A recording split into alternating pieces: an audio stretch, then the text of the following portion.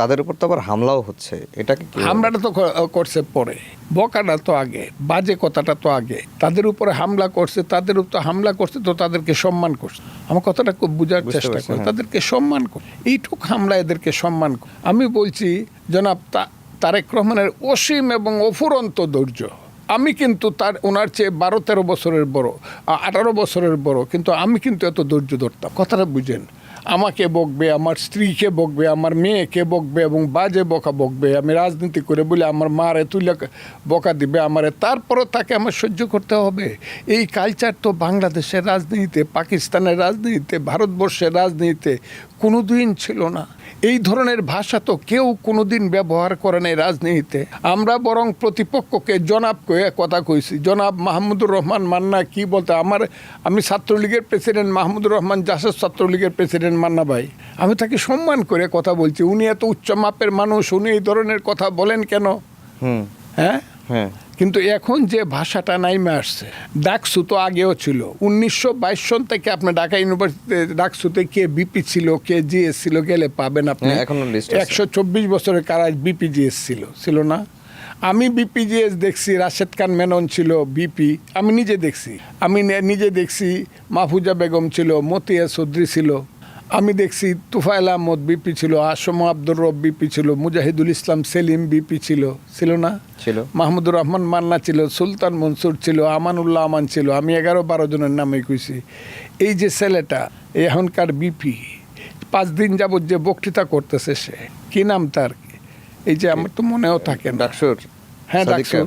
হ্যাঁ, সাদিক কায়ুম যে ভাষায়, যে ল্যাঙ্গুয়েজে, যে অপমানজনক ভাষা ব্যবহার করে মুরব্বীদের সম্পর্কে, অন্য একটা দল সম্পর্কে, এইগুলা কোনোদিন কোনো ভিপি কোনোদিন করছে বলে তো আমি জানি না।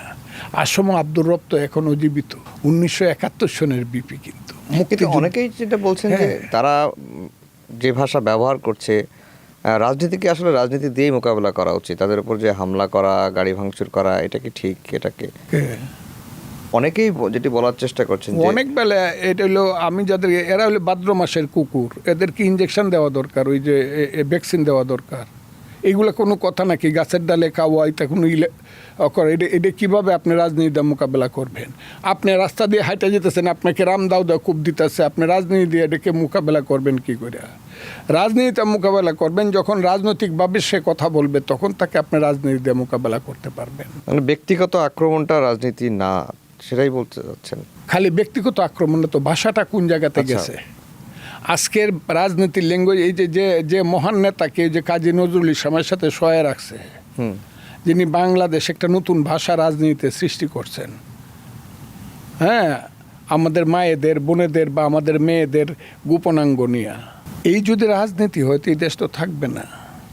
আচ্ছা, আপনি এরই বহিঃপ্রকাশ হইল আজকে জামাতের যে ওই যে যারা বেহেস্তের টিকিট বিক্রি করে, বেহেস্তের টিকিট বিক্রির নাম করে নিয়ে 75 বছরের মানুষ 15 বছরের হুরপরির সাথে গিয়া হোটেলে বসে গিয়া রং করে, এটারই পরিণতি হইল এটা। আপনি আগে বলছিলেন যে দেশ চালাচ্ছেন তারেক রহমান, কিন্তু প্রশাসনে রন্ধে রন্ধে দেশের প্রধানমন্ত্রী তারেক রহমান চালাচ্ছেন কতটুকু, এটা পদে পদেই তাকে বাধা পেতে হচ্ছে। এই কালো শক্তিকে এখনো পর্যন্ত দূর করা গেল না কেন? 5-6 মাস কালো শক্তি তো একদিনে হয় নাই ভাই। 71 সনে যেদিন স্বাধীনতা হয়েছে, 16ই ডিসেম্বর বিজয় দিবস হয়েছে, 17ই ডিসেম্বরই এই কালো শক্তি নিজেদেরকে আস্তে আস্তে হ্যাঁ একটা প্রতিশোধ স্পৃহা থেকে আস্তে আস্তে নিজেকে সংগঠিত করছে এবং সারা দুনিয়ার সাহায্য সহযোগিতা পাইছে। যারা এই পৃথিবীতে গণতন্ত্রে বিশ্বাস করে না, মানবতায় বিশ্বাস করে না, যারা এই পৃথিবীতে যারা মনুষ্যত্বে বিশ্বাস করে না, মধ্যযুগীয় বর্বরতায় যারা বিশ্বাস করে, রাজতন্ত্রে যারা বিশ্বাস করে, যারা জঙ্গিবাদে বিশ্বাস করে, সেই সব দেশগুলোর সমর্থন পায়া তারা তো 72 সন নেই সৌদি আরবে বৈশা, ইরাকে ইরানে বৈশা, তুরস্কে বৈশা বলছে বাংলাদেশ ইন্ডিয়া দখল করে নিছে। তারা বাংলাদেশে এবং কোটি কোটি ডলার তারা এখানে পাইছে এবং তারা আজকে সমস্ত টাকা পয়সার মালিক বাংলাদেশে। আপনি দেখেন কালকেও তারা হিসাব দিছে নির্বাচনে কার কত খরচ হয়েছে। হ্যাঁ, নাপ্তের ফুত নন্দী, খুরার সামরি, জামাতের খরচ হয়েছে বিএনপির চেয়ে বেশি। Can you imagine? হ্যাঁ, জামাত টাকা পাইলে করতে, জামাতের সৃষ্টিটা করতে কি আলিয়া মাদ্রাসা, তো আলিয়া মাদ্রাসাকে আমি সম্মান করি বলতেছি। মাদ্রাসায় যারা পড়ে, তারা যারা আছে, তারা কোত্থেকে টাকা রোজগার করে? কি টাকা রোজগার? তার তো আজান দেওয়া, নামাজ পড়ানো, ইমামতি করা ইত্যাদি ইত্যাদি। কিন্তু জামাতের এত টাকা আসলো কোত্থেকে? তাদের দল চালানোর তো একটা মানে কাঠামো আছে। দলের নেতাকর্মী সমর্থকদের কাছ থেকে তারা চাঁদা নেয় ইয়ানত হিসেবে, সেখান দিয়েও হতে পারে। ওই কথা ফজলুর রহমানরে বলে লাভ নাই। ফজলুর রহমান সব করে দেখছে ক্যাডার ভিত্তিক অর্গানাইজেশন কাকে বলে। আমরাও কিছু কিছু করে দেখছি। ওই চান্দা দিয়া থুতু খাইয়া পিপাসা মিটে না। এগুলো অন্য জায়গার থেকে কিছু পাইতে হয়, এবং সেই জায়গাগুলো হইল ষড়যন্ত্রের জায়গা। যারা বাংলাদেশকে চায় না, যারা বাংলাদেশের অস্তিত্ব স্বীকার করে না, যারা বাংলাদেশের ৭১ সনের প্রতিশোধ নিতে চায়, তারা তাদেরকে সহযোগিতা করে। আগামী দিনের রাজনীতির ভবিষ্যৎ আপনি কেমন দেখেন? রাজনীতির আকাশটা কেমন? এটা নির্ভর করতেছে আপাতত বিএনপির উপরে। আপাতত বললাম, যদি বিএনপি সঠিকভাবে যদি চালাইতে পারে, মোটামুটি এইসব ময়লা আবর্জনাগুলো আস্তে আস্তে দূরে চলে যাবে, একটু একটু হবে, একটু পরিষ্কার হবে আকাশটা। এটা বিএনপি এবং তারেক রহমানের পরিচালনার উপর নির্ভর করতেছে। আমি খুব ক্লিয়ার বললাম। সেটা কি ওইদিকে যাচ্ছে? মানে তার যে ক্যারিসমাটিক লিডারশিপ যেটা দেখানোর কথা, সেদিকে কি আগাচ্ছেন তিনি প্রধানমন্ত্রী? আমি দেখতেছি কিছুটা আগাচ্ছে, কিন্তু আগানো উচিত, আগানো উচিত। আপনি যে কোনোভাবেই বলেন, আপনার টার্গেট, সেই টার্গেটে পৌঁছার জন্য আপনার কিন্তু সংগঠন এবং সাংগঠনিক যে দৃঢ়তা এবং নীতিগত যে অবস্থান, সেই অবস্থানের যে দৃঢ়তা, সেইভাবে আগায় যাইতে হবে। এর থেকে বিচ্যুত হইলে পরে ভিন্ন রকম হবে। এই যে সংসদে আপনারা সরকারি দল বিরোধী দল ডিবেট করছেন, আবার ডিবেট করেন, অনেক ক্ষেত্রে এই প্রশ্নটা কিন্তু অনেকেই তোলে যে সংসদে সরকারি দল এবং বিরোধী দলের মধ্যে যে ডিবেটগুলো হয়, বাদানুবাদগুলো হয়, এটি অনেকটা লোক দেখানো টাইপের। কারণ জামাতের সাথে বিএনপির একটা দীর্ঘদিনের মিত্রতা রয়েছে, এখন যেগুলো হয় সেগুলো অনেকটা লোক দেখানো। আপনার কাছে কি তাই মনে হয়? আমি তো এটা বলছি, আপনি আমার কথা শুনেন নাই, তাইলে আমরা হইলে খুব সাধারণ মানুষ, তো আমার কথা আমি বলছি যে এটা তো এখানে তো একটা ফ্রেন্ডলি গেম চলছে পার্লামেন্টে। এই যে মেসি বলছি, আমি মেসি এবং রোনালদো যদি খেলতে আসে বাংলাদেশে, ফ্রেন্ডলি ম্যাচ খেলা যদি হয়, একদিন দুই দিন মানুষ যাবে, তৃতীয় দিন আর ফ্রেন্ডলি ম্যাচ দেখার জন্য ম্যারাডোনা কবর থেকে উঠে আসলে আর যাবে না। কথা আমি আমার বক্তৃতাই বলছি কথাটা। আমি এটা না, এটা ফ্রেন্ডলি ম্যাচও আমি বলবো না। আমার পার্লামেন্টে, আমাদের পার্লামেন্টে বিরোধী দলটা হলো মুনাফেকদের একটা দল, জাস্ট মুনাফেক। এরা বাংলাদেশেই বিশ্বাস করে না, বাংলাদেশের সংবিধান বিশ্বাস করে না, সংবিধান মেনে সংসদে যাচ্ছে। সংবিধানেই বিশ্বাস করে না, সেই সংবিধান মেনে সংসদ, তার মনের ভিতরে হইলো সংবিধানটা আমি বদলাম সবটা। কথাটা খুব বোঝার চেষ্টা করেন। আপনি এটা বিশ্বাস করেন না, কাজে এটা তো হবে না। আপনি এই এমন একটা মুনাফেক, ভিতরে যাইতেছেন, গিয়ে হাইসা হাইসা কথা বলতেছেন, আপনি যা করতেছেন প্রধানমন্ত্রী, আবার প্রধানমন্ত্রীকে কি বলবো, আমি বিভ্রান্ত বলবো না, প্রধানমন্ত্রীকে আবার এপিজিং করার জন্য, প্লিজ করার জন্য প্রথমেই বলে জিয়াউর রহমান সাহেব কত ভালো মানুষ ছিলেন, হ্যাঁ আপনার আম্মার কথা মনে হইলে এখনো চোখে পানি আসে, তখন বিএনপির এমপিরা হাততালি মারে, অতটুকুই বুঝে। কথাটা বুঝছেন না? ওই বিরোধী দলের নেতার মুখ থেকে আপনার আম্মার কথা মনে হলে চোখের পানি আইসা পড়ে। এরপরে যা আছে তা আচ্ছা কইল, কোয়ার পরে দুই দলেরই হাততালি পাইল বিরোধী দলের নেতা। দুই দলের হাততালি যেখানে পাওয়া যায়, এটা বুঝতে হবে এটা রাজনীতি না। আমার কথাটা শুনে নিলে, এটা নেতা না। নেতা কোনোদিন দুই দলের হাততালি, সবার হাততালি পাবে না। এটা বঙ্গবন্ধু শেখ মুজিবুর রহমানের যখন 1969-70-71 ছিল, তখন সবার হাততালি পায় নাই। রাজনৈতিক নেতার আদর্শিক কারণেই তার বিরোধী দল থাকবে, সে হাততালি দিবে না। বুঝতে পারছি। সবার হাততালি যে পায় সে হলো অভিনেতা, উত্তম কুমার, রাজ্জাক, কবরী ইত্যাদি ইত্যাদি ইত্যাদি ইত্যাদি, বা ওই যে সুফিয়া লোরেন, এরা সবার হাততালি পায়, কারণ এরা হলো, এদের কোনো শত্রু মিত্র নাই। আমার কথাটা কি আপনি বুঝতে পারছেন? এটা একটা মুনাফেক পার্টি। পার্লামেন্টে গেলে মনে হয় এরা আমাদের একদম এত আহারে এত বন্ধু আর পৃথিবীতে হয় না। জাস্ট পার্লামেন্টে কাতে বাইরে আইসাই এরা যা চক্রান্তের যত কিছু আছে সব কিছু করে। আমি আজকে এটা বইলা যাব, এটা হয়তো বা বিএনপি সবাই পছন্দ করতে পারে নাও পারে, কিন্তু যেদিন সাপ সুবল দিবে সেদিন যাতে আমার কথাটা মনে করে। সাপ যেদিন সুবল দেবে। হাসিনাও কিন্তু কৌমি জননী হয়েছিল, লাখ লাখ মৌলানা সাহেবদের এরা অকরিয়া এক করে শফি সাহেবের এক করে পায়ে ধরে সালাম করিয়া পিতৃসুলভ ব্যবহার করে ওনাকে আবার কৌমি জননী দিল। কৌমি জননী দিয়ে আবার বিশ্ববিদ্যালয়গুলো সব দখল করে মাদ্রাসা বানাইল। এখন আর মনুষ্যত্ব বিবেকের কোনো কাজ ঢাকা বিশ্ববিদ্যালয়, রাজশাহী বিশ্ববিদ্যালয়, এখন হলো মারামারি, দরাদরি, কুত্তাকুত্তি, ওই হিজড়ার পিছনে গিয়া ঘোরাঘুরি, এইগুলো হইল কাম। আর তো ঢাকা বিশ্ববিদ্যালয় বা রাজশাহী বিশ্ববিদ্যালয়ের কোনো কাম নাই। এই যে সংসদে জামাতের সংসদ সদস্যের বাইরেও কিন্তু এনসিপির সংসদ সদস্যরা আছে, তারা কেমন করছে? মানে সংসদে তো বিরোধী দল 11 দলীয় ঐক্যের ব্যানারেই তো, এর বাইরে জামাতের সংসদ সদস্যের বাইরেও কিন্তু জাতীয় নাগরিক পার্টির সদস্যরাও কিন্তু রয়েছেন, তারা কেমন করছে? তাদের মূল্যায়ন? তারা ইচ্ছা করলে ভালো করতে পারতো, ওদের সাহসিকতা আছে, আমি অস্বীকার করবো না, সাহস আছে। এত বড় একটা আন্দোলনকে এমনভাবে তারা লিড করছে। অবশ্য তাদেরকে এটা তৈরি করা হয়েছে। এটা ওই যে সিনেমা যখন হয় সিরাজউদ্দৌলা ডাইরেক্টর আর খান আতা, সিরাজউদ্দৌলা বানায় আতা ওরে আনোয়ার হোসেন রে তারে বাংলা, বিহার, উড়িষ্যার মহানদীপতি শিক্ষা দেয়। এই 1.5 বছর 2 বছর করে না সিনেমাটা সামনে ধরে সবাই মনে করে আনোয়ার হোসেনকে মনে করে সিরাজউদ্দৌলা। আসলে তো আনোয়ার হোসেন সিরাজউদ্দৌলা না। এই জামাত এদেরকে বানাইছে। 5 বছর 7 বছর ট্রেনিং দিয়ে এটার পিছনে ইউনুস সাহেব ছিল, মিটিকুলাস ডিজাইন ছিল, এদেরকে বানাইছে। এরা কিন্তু নেতা না, ছেলেগুলা অভিনেতা, কিন্তু সুযোগ পাইছিল নেতা হওয়ার। কিন্তু এরা এখন ওই যে একটা ছেলে আছে কি করে কি কি কি কি বহাবহি টহাবহি তা করে করে এদের যে আসল চরিত্রগুলো। আরেকটা কথা বলি, আপনার যদি সম্পদের লোভ থাকে, অসীম লোভ থাকে, তাইলে আপনার রাজনীতি করা আপনার দরকার নাই। আপনি ব্যবসা করেন না, ওই ডাকাতি করেন মকিম গাজীর মতো, রাজনীতি করতে আইসেন না। এরা সবাই হলো অসীম লোভী, সম্পদের প্রতি অসীম লোভ। কাজে এরা কোনোদিনই কইতে পারে আমার মারিয়াও ফেলতে পারে, কিন্তু এরা নেতা হইতে পারবে না। কারণ সম্পদ এদের যাদের 100 টাকা ছিল না এখন 100 কোটি টাকা হয়েছে।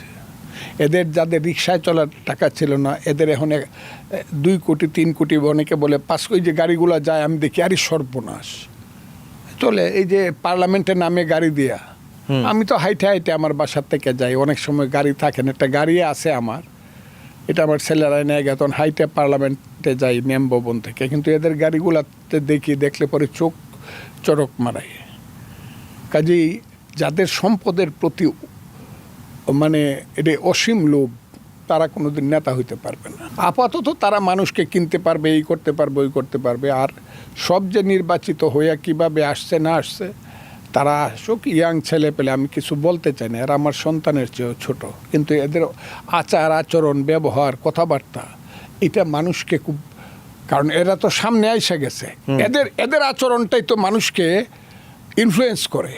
কিন্তু এদের আচরণ যদি এরকম হয় তাহলে তো যুব সমাজ নষ্ট করে দিছে, তো সমস্ত জেনারেশন, 4টে জেনারেশন নষ্ট করে দিছে। এই 4টে জেনারেশন তাদের থেকে ধরে সামনে একটা জেনারেশন, পিছনে 2টা জেনারেশন, আর তাদের 4টে জেনারেশন যে নষ্ট হয়েছে, এর পিছের জেনারেশন বলতেছে আমি ভালো হইতে চাই, আমি চাই না এইসব, আমি এইসব চাই না, আমি ভালো হইতে চাই, লেখাপড়া করতে চাই, আমি পরীক্ষা দিতে চাই, আমি জ্ঞান বিজ্ঞানে আমি ভালো হইতে চাই। এই পরের জেনারেশনটাই আসতেছে, এই যে এসএসসি দিতেছে, এরাই ভালো জেনারেশন হবে। আমরা শুরুর আগে মানে একজন সংসদ সদস্যের এর যে আগের যে এদের সাথে জেনারেশন, এরা সবাই মন্ত্রী প্রধানমন্ত্রী হইতে চায়। এরা মনে করে রাজনীতি করলেই মন্ত্রী হইতে হইব, নাহলে টাকা হইতে হইব, নাহলে এসব গাড়িতে চড়তে হইব। ওই যে লেখাপড়া করে যে গাড়ি ঘোড়া চড়েছে, রাজনীতি করে যে গাড়ি ঘোড়া চড়েছে, এরা হইলো এই চেতনার ছেলে পেলে। আচ্ছা, না পুরনো রাজনৈতিক দলগুলো যখন পুরনো কাঠামোর মধ্যেই থাকে, তখন নতুন তরুণরা যারা রাজনীতিকে বদলে দিতে চায়, তারা এসে যখন বদলে দেওয়ার চেষ্টা করে, পুরনোর মতোই রয়ে গেছে, তখন তারা কিভাবে বদলাবে? এরা পারবে না, এদের চরিত্রটা মানুষ বুঝে ফেলছে। এরা কোথাও গেলে জামাত যদি এদেরকে সহযোগিতা না করে, ধরেন সিলেটে গেল বা ময়মনসিংহে গেল বা কিশোরগঞ্জে গেল, বা এরা যে পথ সভা করতেছে, পথ চলতেছে, এখান থেকে যে 100 জন লোক নিয়ে যেতেছে, এরা গিয়ে প্রথম দাঁড়ালে তো দেখা যায় 100 জন লোক হয়েছে, আর পিছনে দাঁড়ায় জামাত, আর ওদের ওই যে 10, 5টা 15টা ছেলে পরে সান্দাদারনে তুলিয়া হন দেখলেই মানুষ, রংপুরের যে ছেলেটা বৈষম্য বিরোধী ছাত্র আন্দোলনের নেতা, এর দেখলেই মানুষ ধর কয়। ও তো আর রাস্তায় বেরোয় না দিনের বেলা, ওরা গেলে 2, 4, 5, 10 জন বেরোয়, আর সব হইলো জামাত শিবিরের ছেলেপেলেরা এদেরকে এখন শেল্টার দেয়। মানে হচ্ছে জামাত ছাড়া এনসিপি চলতে পারবে না? না, প্রশ্নই আসে না, এরা যে জামাতেরই সন্তান। তাহলে এনসিপির এককভাবে রাজনীতি কখনো দাঁড়াবে না, আপনার কাছে কি মনে হয়?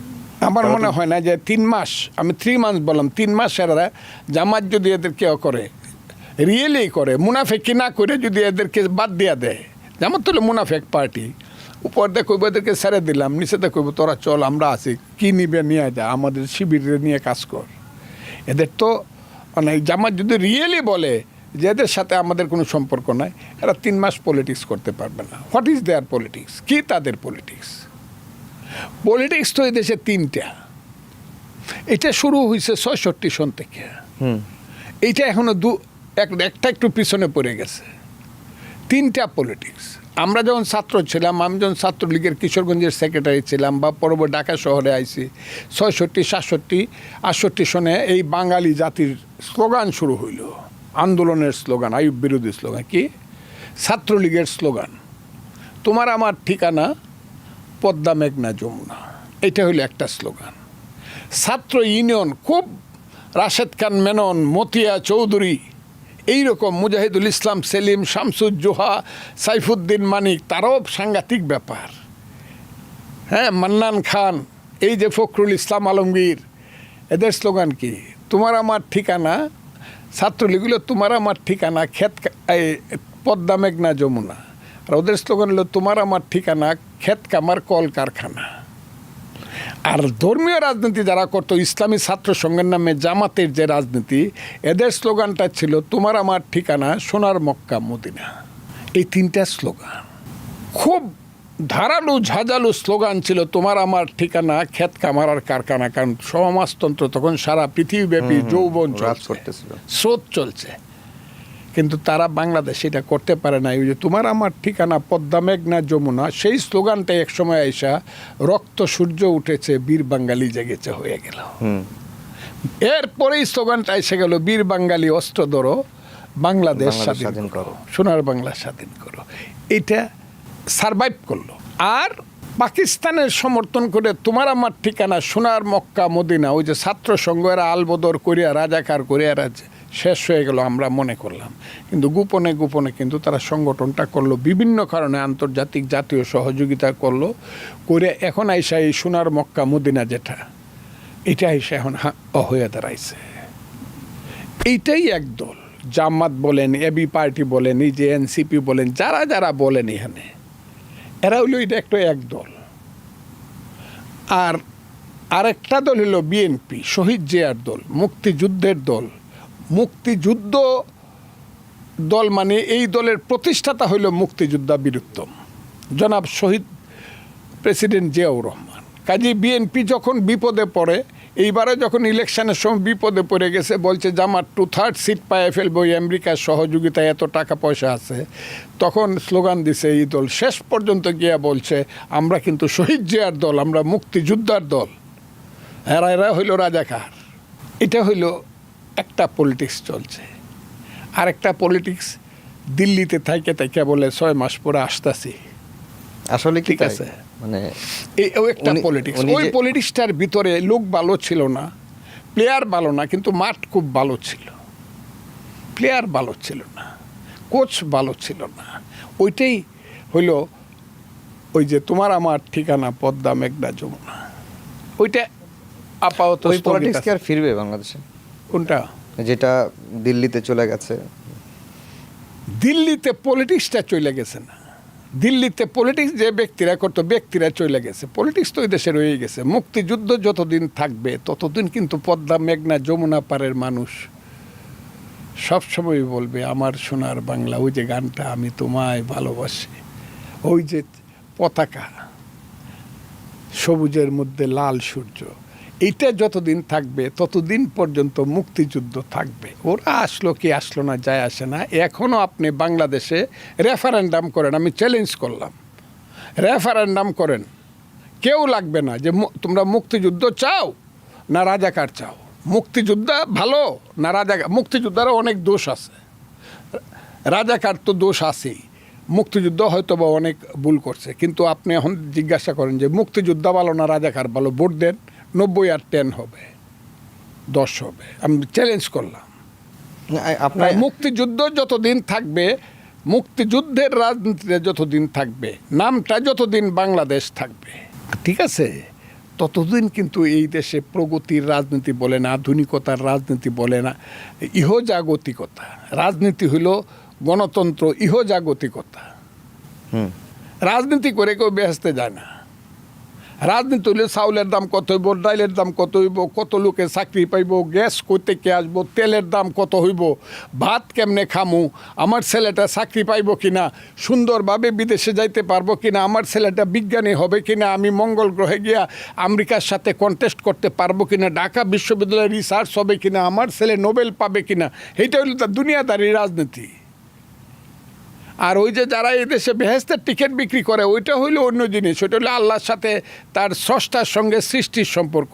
এটা ওর কি করার আছে? ও তো বেইমান। এই তো এখন প্রকাশিত হইতেছে জামাত শিবির যারা করে, এরা কত বড় লম্পট, কত বড় এই দেশে অমানুষের, তো প্রমাণিত হইতেছে, প্রতিষ্ঠিত হইতেছে। বরং আমি যে এই ছুটকুট পরে থাকি, আমার অন্তরে কি আছে, আমার সঙ্গে আমার স্রষ্টার কি সম্পর্ক আছে, ও কি জানে, আমি জানি। আমার স্রষ্টার পাশে গিয়ে যদি আমি যে ধর্ম বিশ্বাস করে, যদি কিয়ামতের পরে যদি আমি হাসরের ময়দান দ্বারা আমার স্রষ্টা আমার বিচার করবো, হুইছি সে কে, তার কাছে আমার জবাব দিতে হইব আমি কিভাবে চলবো।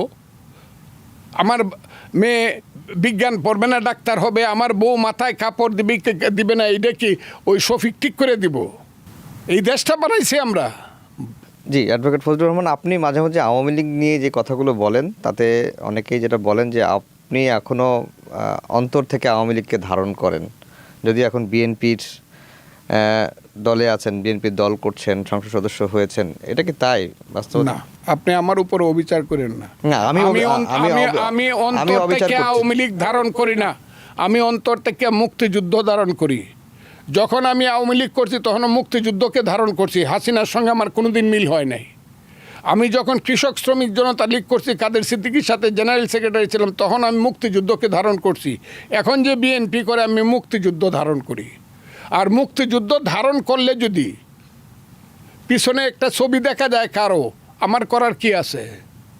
আমি মুক্তিযুদ্ধকে ধারণ করি। এই দেশটা পৃথিবীর বুকে যে আজকে বাংলাদেশ, এখন যে আমার দেশের ছেলেরা ছক্কা মারে, ওই যে ওই দিন দেখলাম একটা ছেলে একবারে 60টা ছক্কা মারছে, একবারে 31 করছে। ওই যে আমার ছেলে যারা পাকিস্তানে যেদিন ছিল 69, 70, 71 সনে পাকিস্তানে কোনোদিন ক্রিকেটে চান্স পায় নাই, পাকিস্তানের ক্রিকেটারদের বল টুকাইতো। আমার দেশ যে স্বাধীন হয়েছে, বাংলার পতাকা যে জাতিসংঘে উড়ে, এই যে বাংলাদেশের মুক্তিযুদ্ধ, এটা পৃথিবীর শ্রেষ্ঠ, এবং মুক্তিযুদ্ধই বাঙালি জাতির জীবনের শ্রেষ্ঠ অর্জন। আমি সেই মুক্তিযুদ্ধ বিশ্বাস করি। এবং মুক্তিযুদ্ধ বিশ্বাস করলে যদি পিছনে বঙ্গবন্ধু শেখ মুজিবের ছবি দেখা যায়, আমার কি করার আছে? আচ্ছা, একটা সামনে রাষ্ট্রপতি নির্বাচন হবে এবং তারই তোড়জোড় চলছে। রাষ্ট্রপতি হিসাবে অনেকের নামই কিন্তু সামনে আসছে। আপনার কাছে কি মনে হয় যে কেমন রাষ্ট্রপতি হলে এবার, মানে জনগণের একটা প্রত্যাশা আছে এই জুলাই গণঅভ্যুত্থানের পরে রাষ্ট্রপতি নির্বাচন কে হবেন সেটি নিয়ে কিন্তু একটা প্রত্যাশা তৈরি হয়েছে। সেদিক থেকে আপনার প্রত্যাশাটা কি, আপনার ধারণাটা কি, কেমন রাষ্ট্রপতি হতে পারে? দেখেন, বিএনপি এত দরিদ্র রাজনৈতিক দল না, রাজনীতির দিক থেকে এত দরিদ্র না যে বিএনপিতে একজন রাষ্ট্রপতি পাওয়া যায় না, কাউকে হায়ার করতে হবে। বিএনপিতে কিন্তু এখনও, যদিও বিএনপিতে খুব বড় মহামানব আছে মনে করি, কিন্তু এখনও আমার দৃষ্টিতে এমন লোকেরা আছে, 2-4 জন এমন আছে যারা 50-60 বছর পলিটিক্স করছে, জেল কাটছে, রক্ত দিছে, জেলে ছিল, জীবন যৌবন সব শেষ করছে, কিছু করে নাই, জ্ঞান আছে, বুদ্ধি আছে, বিবেচনা আছে, একটা রাষ্ট্রের প্রধান ব্যক্তি হওয়ার মতো যোগ্যতা আছে। বিএনপিতে এরকম অভিজ্ঞ লোক এখনও আছে, আমি নামও বলতে পারি। এবং সারা বাংলাদেশের মানুষ তাকায় আছে এই দুই একটা লোকের মধ্যে কোন লোকটা হয়, বিএনপির মধ্যে কিন্তু, আচ্ছা, এবং যারা পার্লামেন্টে বসে আছে, আমার কথাটা বুঝছেন আপনি, এরা পার্লামেন্টে আছে, এরকম লোক আমি মনে করি এটা মানুষের একটা আকাঙ্ক্ষা। তারপরও তারেক রহমান সাহেব কাকে কি করবে, নেতৃত্বের সঙ্গে আলাপ করে স্থায়ী কমিটি কি করবে আমি তো জানি না, আমাকে তো জিজ্ঞাসা করার দরকার। কিন্তু আমার আকাঙ্ক্ষা হইল আমাদের অভিজ্ঞ নেতৃত্ব থেকে একজন হোক, কারণ বন্যেরা বনে সুন্দর, শিশুরা মাতৃক্রোড়ে। রাজনীতিবিদ, রাষ্ট্রপতির চেয়ারে রাজনীতিবিদকে সুন্দর দেখায়, আমলাকে না, অথবা অন্য কাউকে না। অন্য কাউকে বা আমলাকে করা হতে পারে এরকম আভাস কি পেয়েছেন? প্রথম শুনছিলাম, আমি আচ্ছা। বলছিলাম যে 60-এর উপরে কেউ গেঞ্জি পরে না। আমলা প্রতি আমার শ্রদ্ধা নাই তা না, এরা জ্ঞানী গুণী, সিএসপি বিসিএস পরীক্ষা ফার্স্ট ক্লাস ফার্স্ট হয়ে তারা হয়, আমলা হয়, সিনিয়র সচিব হয়, কিন্তু তারা কিন্তু একটা প্রসিডিউরের মধ্য দিয়ে জীবনটাকে তৈরি করছে। সেটা কি তারা আদেশ পালন করে, আদেশ দেয় না। আদেশ দেয় রাজনীতিবিদরা। রাষ্ট্রপতির চেয়ারটা হইল আদেশ দেওয়ার জন্য, কারণ তার নামে সমস্ত কর্মকাণ্ড চলে সারা বাংলাদেশে। কাজে রাষ্ট্রপতি হওয়া উচিত রাজনীতিবিদের। আগে আপনি নিয়মিতই কোর্টে যেতেন, এখন জানি না আপনি নিয়মিত কোর্টে যেতে পারেন কি না। আর সংসদ সদস্য হিসেবে একটা তো সম্মানই পান, সেটি দিয়ে কি আপনার যে খরচ, সেই খরচ কি চলে, নাকি আপনাকে আবার এই কোর্টের দিকেই বেশি দৌড়াতে হয়?